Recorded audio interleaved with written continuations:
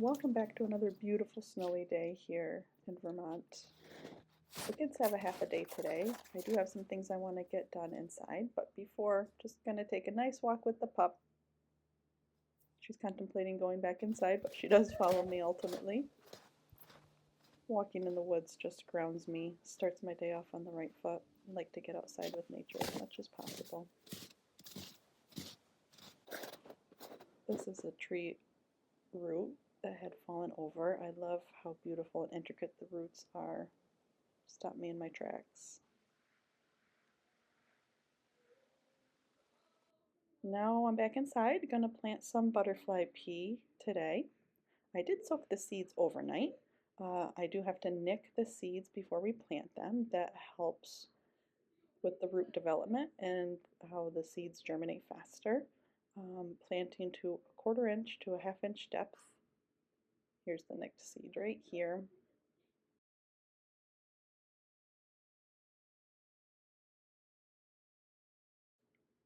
I did use my homemade DIY soil blocker to make these soil blocks. It just worked better in this size container that I'm using. Now I'm going to top off with some extra soil. I am using the coconut coir potting mix recipe for these soil blocks. Sprinkling with some vermiculite helps with the moisture retention.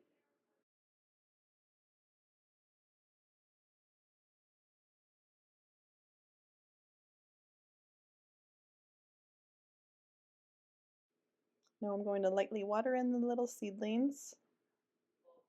Keep the top of it moist until they germinate.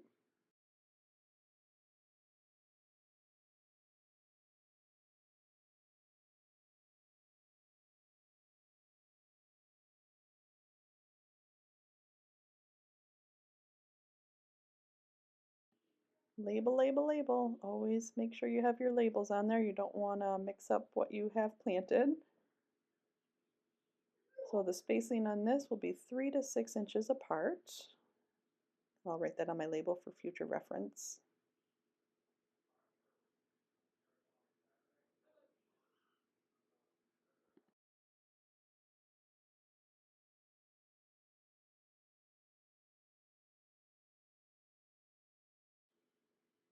In order to create that greenhouse effect, I'm going to top it with some saran wrap. I do like to reuse my saran wrap for these soil blocks. I ran out because I have a lot of seeds going downstairs. I'll show you in a moment, but this is a new one.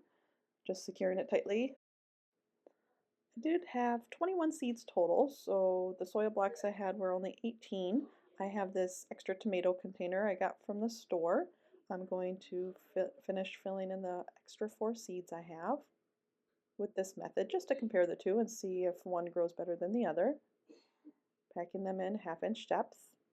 Label. Cover the top with some vermiculite.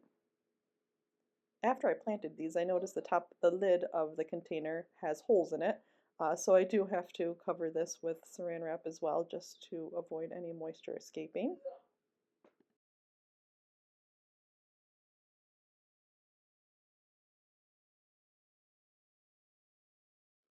Now we're down in my makeshift grow room.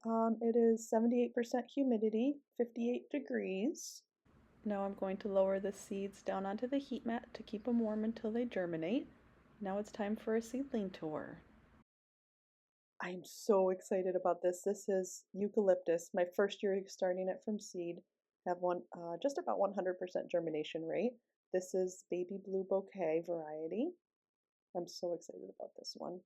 This is our lettuce that I started and potted up. The Henderson's a little behind on the others, but these ones are looking great. I'm so excited for. And this is the one I dropped, the one that the roots fell off. Didn't survive. I didn't think it would, but the other ones look good, so I'm happy with this. This is Dara, a great filler flower for bouquet arrangements. Beautiful chocolate in color. And these are some stocks. I had about 75% germination. I am going to try reseeding again and see if I get more germination on these. They got a little lanky, so I brought the light down. This is status. I didn't have great germination with this one. I did notice some of the seeds looks like they molded a little bit, so I don't know if it had too much moisture.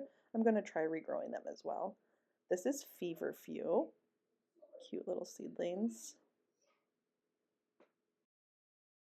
These are the kale that I started in the indoor seed starting video. I do have to be honest, I neglected keeping the top of it moist until they germinated, so I do have a low germination rate on it.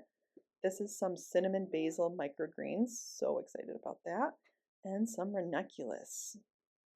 I'm so happy with these. Some of them are reaching towards the light a bit.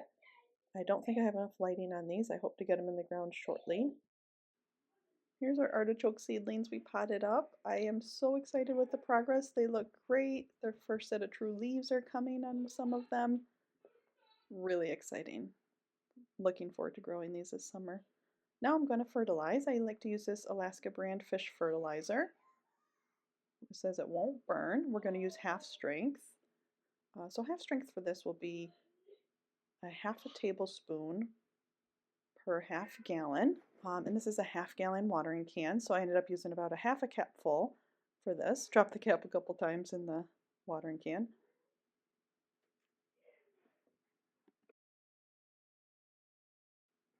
I fertilized my seedlings on the other trays that I showed you already, but the ranunculus needed some watering, so I am watering all of these individually. It is time consuming, but I don't mind it. It's a nice time with the plants. I get to inspect each one. I did notice some of them are reaching for the light that are not directly centered with the lighting I have on these, so this is not great for these. I'm okay with it for now. These will be planted outside soon. Gonna get them under a low caterpillar cold frame.